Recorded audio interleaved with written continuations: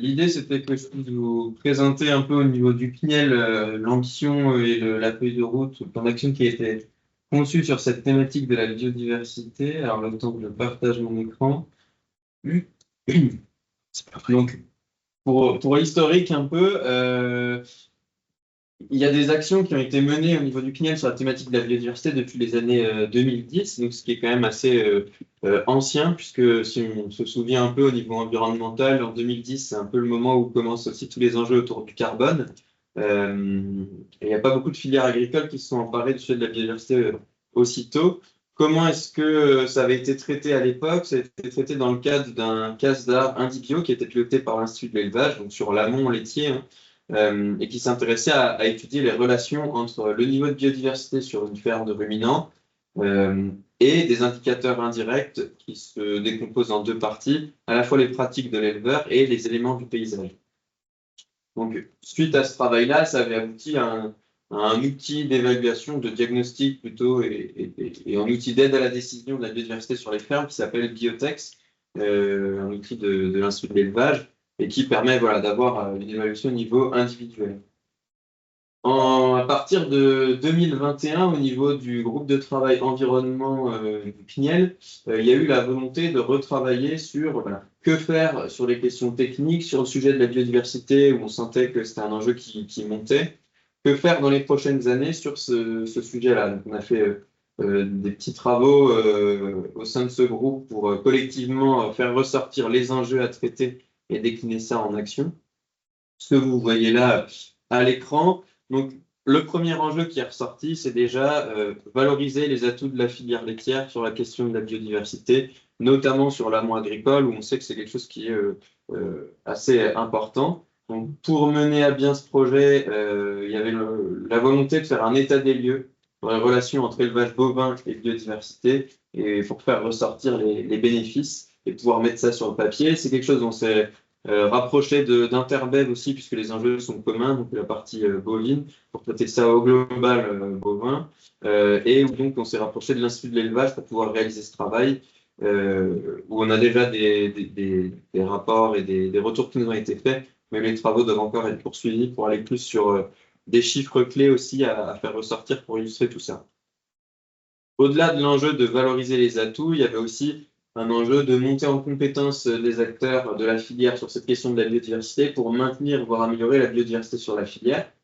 Et ça, c'est porté via deux projets. Donc déjà, la biodiversité qui nous vaut la réunion pardon, du jour, où l'objectif, c'est de partager les bonnes pratiques sur les sites de transfo laitière pour prendre en compte cette question de la biodiversité avec, au-delà des livrables que Robin a présenté, la volonté de pouvoir, en bout de projet, avoir vraiment un guide global sur la biodiversité pour les sites de transformation laitière qui puisse être diffusé largement au sein de la filière et auprès des laiteries.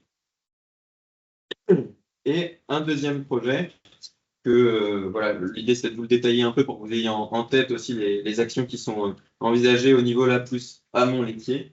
Un projet qui s'appelle Bovibiodive, où là aussi on le mène en lien avec la partie bovine d'Interbev, et où l'objectif c'est vraiment d'accompagner la montée en compétence d'acteurs de l'amont sur le sujet.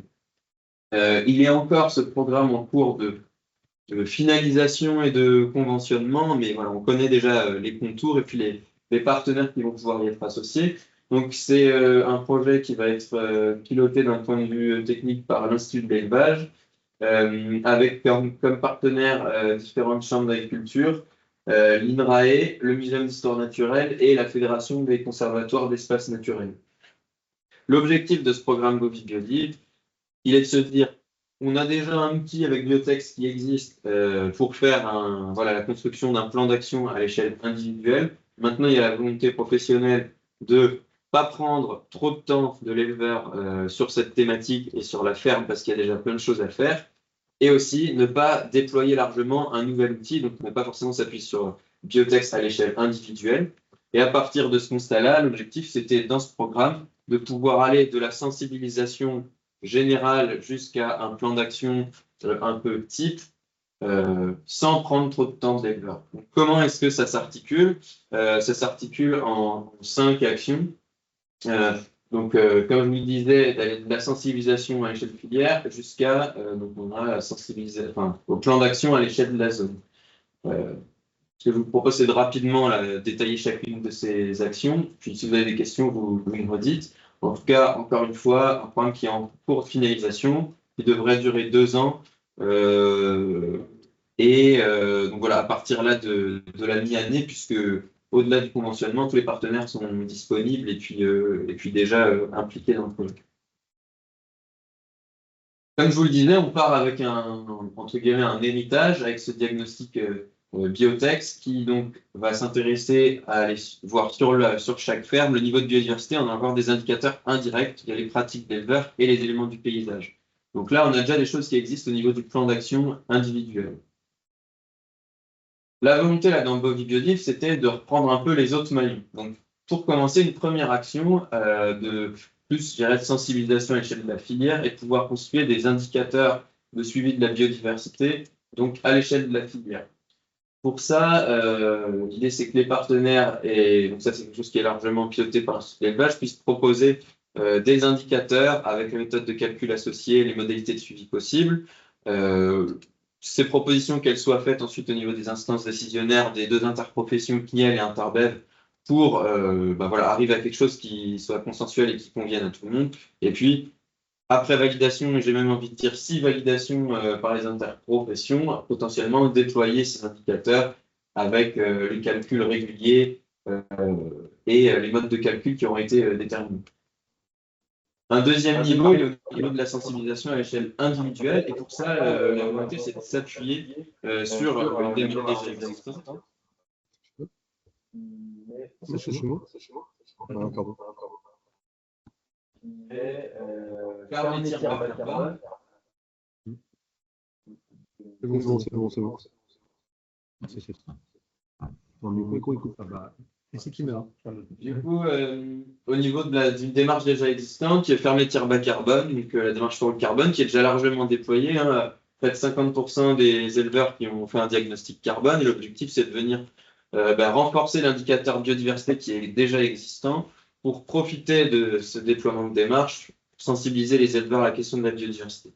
Donc là, il y a un travail de diagnostic de l'existant et de proposition d'amélioration pour monter en compétence dans le Ferméthyre bas-carbone et dans l'outil Cap2R sur la question de la biodiversité. Action 3, c'est de concevoir un livrable qui permette de mettre sur le papier l'ensemble, de manière lisible, l'ensemble des leviers d'amélioration de la biodiversité qui existent sur une ferme d'élevage pour pouvoir diffuser ça largement et auprès des conseillers et des éleveurs et puis voilà, apporter déjà des premiers éléments à connaissance sur les leviers qui peuvent être mis en place. Et puis enfin, et c'est là un peu le plus gros du travail, l'idée est de travailler à l'échelle d'unités paysagères, donc de diviser la France laitière, la France bovine plutôt, en une petite dizaine d'unités paysagères selon les caractéristiques qu'il y a, et de se dire qu'on va venir proposer à chaque éleveur, selon l'unité paysagère dans laquelle il se trouve, un plan d'action générique qui répond aux caractéristiques paysagères. Donc pour ça, le travail, il va être déjà de pouvoir déterminer ces unités paysagères et les caractériser. Suite à ça, de venir caractériser la biodiversité qui est présente sur chaque unité paysagère et notamment de pouvoir s'appuyer sur les biotextes qui ont déjà été faits sur la réalisation de nouveaux biotextes pour vraiment diagnostiquer la biodiversité et identifier les leviers d'amélioration qui existent. Et ensuite, en repartant de ce diagnostic, de pouvoir construire un plan d'action par unité paysagère et qui permet de dire à l'éleveur tu te trouves dans cette zone, dans cette unité paysagère. Donc voilà, grosso modo, un plan d'action avec des leviers priorisés qui correspond à ce que tu devrais faire.